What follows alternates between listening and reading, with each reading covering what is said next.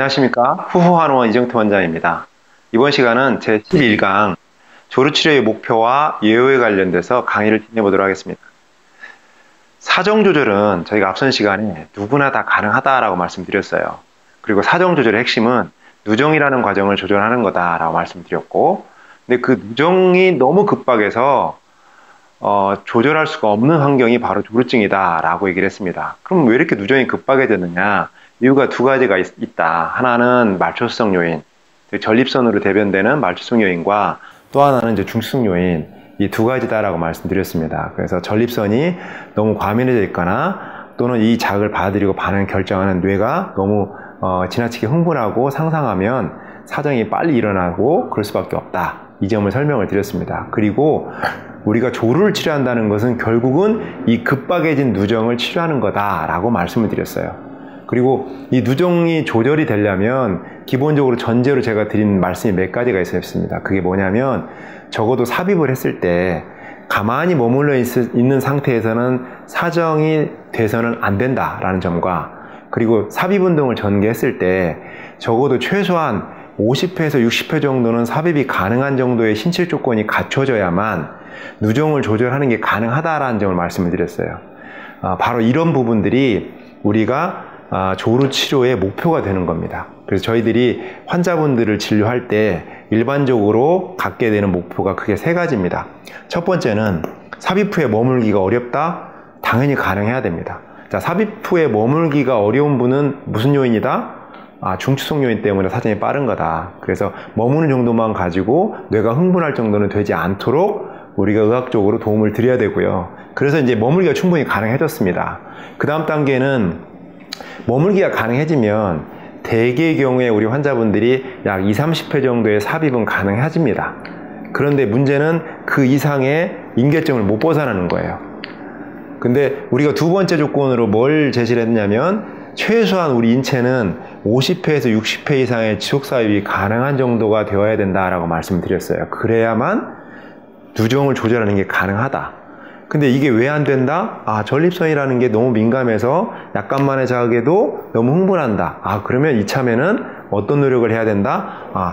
그렇게 단단하게 부어있거나 긴장되어 있는 전립선을 말랑하고 부드럽게 만들어주는 말초성 치료를 이제 진행해야 되겠죠. 그래서 이 두 번째 단계는 중수성 치료가 이제 진행된 다음에 말초성 치료를 이제 진행을 해서 전립선이 말랑한 환경을 이제 만들어가는 과정을 저희가 이제 목표로 하고 치료를 진행합니다.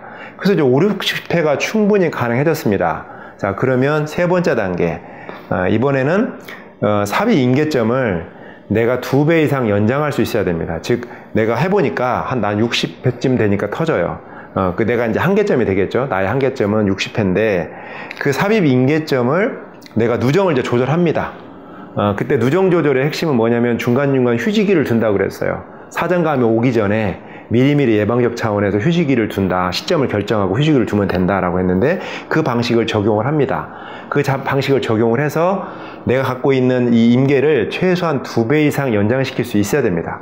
그러니까 50번이나 60번이 가능했다면 적어도 이런 누정 조절 능력을 통해서 100번이나 120회 정도는 가능해야 돼요.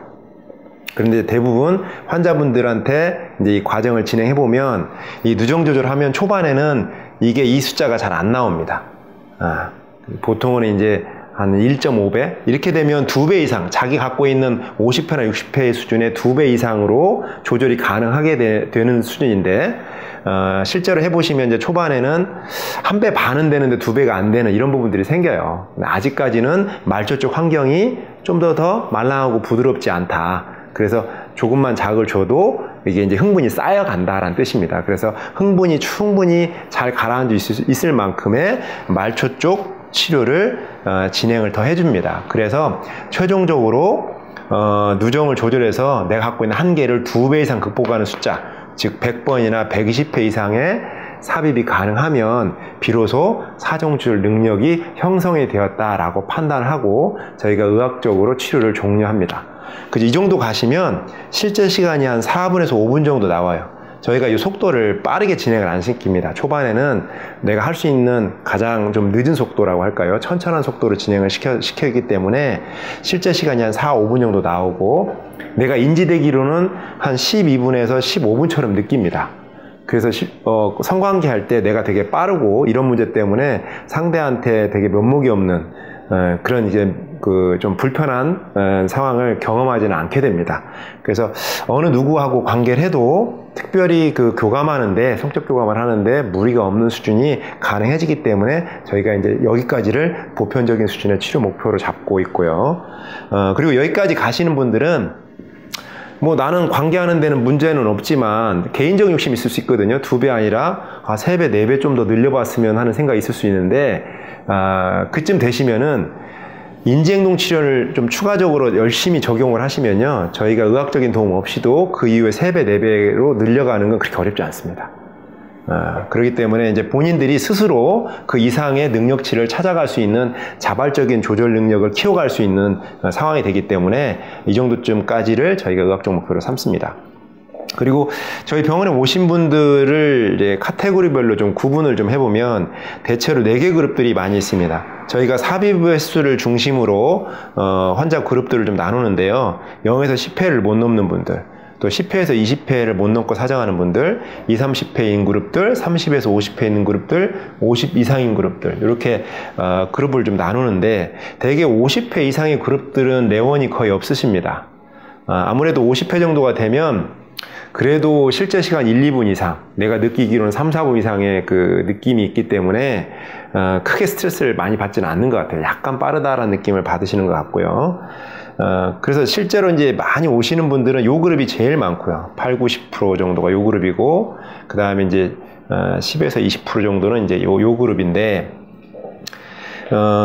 이게 0에서 10회를 못 넘는 분들은 사실 넣자마자 사정하는 그룹이라고 보시면 됩니다. 이분들은 삽입 후에 머물기가 거의 어렵습니다. 질환에 있는 것만으로도 사정감이 막 올라오고요. 10회에서 20회인 그룹들은 한 반반입니다.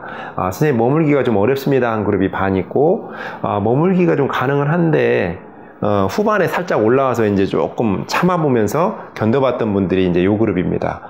그래서 삽입을 해도 20, 30회 이상까지는 나오지 못하고 사정이 된 분들인데, 요 그룹까지는 대개는 중추성으로 보통 분류할 수가 있고 머물기 어려움을 갖는 그런 그룹들이라고 볼 수 있습니다. 그리고 실제로 이제 한 20, 30회 정도의 삽입이 어느 정도는 가능한 분들은 이 머물기는 대체로 가능해집니다. 그러면서 이제 치료는 이 2단계, 3단계부터 진행하기 때문에 대개로 이제 말초성 쪽은 3개월 내의 치료 기간이 보편적이라고 보시면 되겠습니다.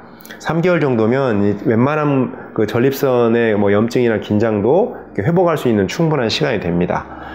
그리고 이제 이 중추성은 아무래도 삽입 후에 머물기 정도의 아주 악성 조류에 해당되기 때문에, 그리고 이제 인지행동에 관련된 노력도 좀 적극적으로 해야 될 부분들이 많아서 중추성은 아무래도 한 3에서 6개월 이상의 시간이 좀 더 소요되는 부분들이 있습니다. 그런데 이 중추성은 대체로 말초성보다는 시간이 많이 걸리긴 하지만 어떤 분들의 경우는요, 되게 엄청 빠르게 또 변화를 갖는 분들도 많습니다. 일반적으로 시간이 많이 걸리긴 하지만 내가 이제 인지행동 치료라든가 이런 치료를 적용하면서부터 바로바로 한 달, 2달 안에 굉장히 빠른 변화를 가지면서 회복이 빠른 분들도 제법 많이 있기 때문에 이 중추성인 분들은 초기 1, 2달 정도의 경과를 보면서 예후 등을 판단하는 게 좀 더 정확하다라고 말씀드릴 수 있고요. 50회 이상인 분들은 사실 이분들은 인지행동 치료 약간과 약간의 의학적 치료만 도움을 받아도 굉장히 빠르게 회복을 합니다.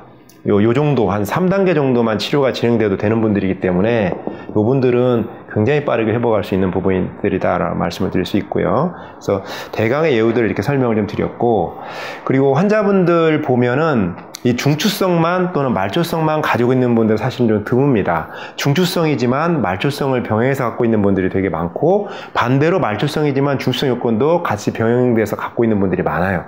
그래서 저희가 치료를 할 때도 중추성 처방과 보조 처방으로 말초성을 같이 활용한다든지, 또는 말초성 치료를 주 처방으로 하되 중추성 처방을 보조 처방으로 한다든지 하는 병행 치료를 보통 진행을 합니다. 중추성 같은 경우에는 사정을 할 때 되게 많은 분들이 나도 모르게 사정이 막 될 때 나도 모르게 참게 돼요. 나가면 안 되는데 이런 생각 때문에 우리 그 말씀 드렸죠. 전구가 이렇게 밀치고 나가는데 힘이 좀 들어오는 거예요. 그래서 어차피 나가긴 하는데 얘네들이 약간 역류가 됩니다. 그러면서 전구라는 말초 환경이 충혈되면서 좀 나빠져요. 그래서 중추성이었던 분들도 2차적으로 말초성 환경을 조금 갖게 되는 부분들도 있어서 같이 치료가 요구되고, 또 말초에 있는 분들, 원래 전립선 환경이 안 좋아서 이제 이것 때문에 원인이 됐던 분들도 관계할 때마다 실패가 있으니까 스트레스를 받아요. 그러니까 관계할 때마다 안 되면 어떡하지라고 하는 이런 불안한 마음, 전전긍긍하는 마음 때문에 관계할 때마다 이제 자율신경에서 그 교감신경이 흥분되면서 막 가슴도 뛰고 이런 문제가 2차적으로 오는 경우도 많이 있습니다. 그래서 대부분 보면 이런 보조적으로 두 가지를 다 병행하는 치료를 같이 진행하는 것이 조루치료의 어떤 예후를 높이는 이런 과정이다라고 설명을 드릴 수 있습니다. 자, 오늘은 조루치료의 보편적인 어떤 목표, 3단계 목표와 그에 관련된 예후를 중심으로 설명을 좀 드렸습니다. 오늘 강의는 여기까지 마치겠습니다.